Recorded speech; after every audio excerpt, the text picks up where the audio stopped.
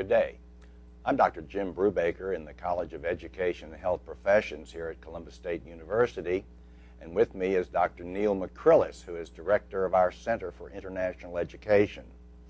We're here to introduce some interesting work that students in a graduate course this semester did here at Columbus State. There are students enrolled in a course in Trends in Young Adult Literature. 10 very strong students, and they've done some interesting work, which you'll be seeing shortly. Before we get to that, though, I wanted to turn to Dr. McCrillis, and maybe we could sort of get a context for international education here at Columbus State.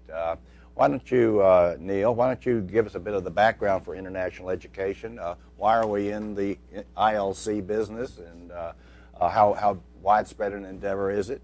Right. Well, we started in 2006 with the first International Learning Community pairing of classes. And the initiative was really to try to bring international education onto the campus. We've been doing study abroad for about 10 years by that point. But we knew that there were a large number of students who were not participating in study abroad. We wanted to try to bring that international experience onto the campus for the students who weren't going. Hopefully it encouraged them also to think about doing study abroad in the future. So International Learning Community is, in a nutshell, what is it? The idea is to put forward a set of classes on a certain theme in which all the faculty members who decide to participate then link their classes to that theme and include co-curricular programming, films, what we call global dialogues, which are guided discussions with international students and other aspects. Am I correct that the theme this semester is conflict and resolution, perhaps? That's right. In fact, we actually said conflicts and resolutions. Conflicts, well, I can see why. Because there'll be multiple conflicts and multiple resolutions. Right. So every film and every lecture, we tried to link to that broad theme. And then the same thing each year, we change the theme. And it is a very inclusive term, I would say. You can interpret conflicts and resolutions in a variety of ways. They could be internal within a society, they could be between countries, and so we really want to bring in people from every discipline who are interested in participating. Right. Well, you know, and when you send out an invitation to invite faculty to align their courses with the international to participate, I got interested, as you know, and I found that it seemed to me the requirements for faculty were modest. They are, in effect, that we need to participate in certain events, such as lectures on campus, such as films, and such as your global dialogues, which seem to take place, I suppose, maybe 2 or 3 times a month, and is an opportunity for our students to sit down and across the table from international students from all over the world, and to learn more about the worlds in which they have lived prior to now. Exactly, and we found from the feedback from the students that the Global Dialogues is really probably the most popular activity.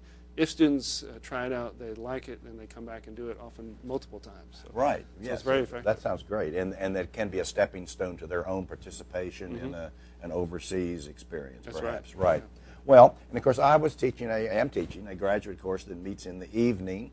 Most of my students are working teachers, as you know, and so I wasn't sure that we were going to be able to measure up, but I appreciated the flexibility that the system allows for that. So what I agreed to do, and what I assigned to my students was that they would attend at least one of the global dialogues, and we went as a group to that just quite recently. Good. Everybody learned a lot. I certainly did. Good.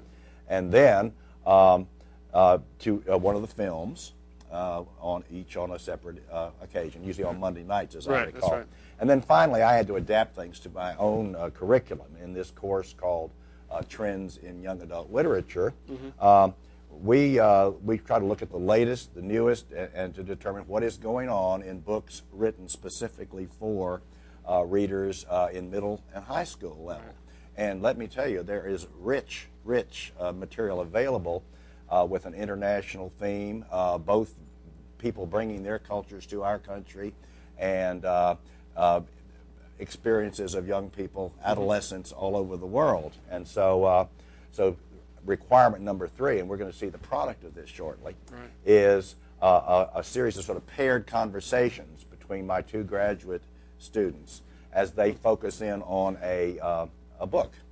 A book, normally a fictional book. Some of them are memoirs, however. One is, in fact, a a graphic novel. That's an increasingly popular form of literature among young people. So before we get to that, though, I wanted to is there something else that you would remind our faculty here in education about the particular benefits of linking College of Education courses to the international learning community? Sure. In fact, to speak to all the faculty, really, in terms of what the value is of being a participant, the first value really is that the students see a connection between different disciplines. So the material they're learning in an education course, they see connected to learning in communication or in history. And so they see it as all part of one global learning experience. So, and that's what we really want our students to have, is that integration of learning across the disciplines. And that's what we want our students who are going to be in classrooms, or already are. We want them to take that with them into their classroom, whether it's fourth grade, just half a block off campus, or whether they might be involved in teaching in other parts of the country. We have a very diverse community here. We do. But I know we recently had the National Teacher of the Year on campus who is from a decidedly not diverse community near Des Moines, Iowa. I got to hear hear very different kind of place. Very good. Well, listen.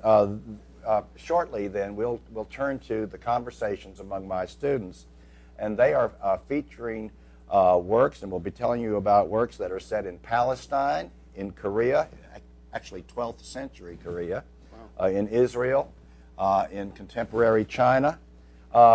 There's a little section in one of the books, American-born Chinese, no, in a book called We Were There, dealing with the Hmong people. I believe they are from Southeast Asia, but do not identify with a particular country. Some, to some extent, in Laos and Cambodia. I think that's right. And there are Hmong communities in the United States, particularly, I think, in the northern Minnesota area, perhaps. I think that's right. And as well as in Mexico. So I believe that you, as you continue with this program, will find the conversations of 10 Superior graduate students well worth your time, and so I happily turn things over to them now.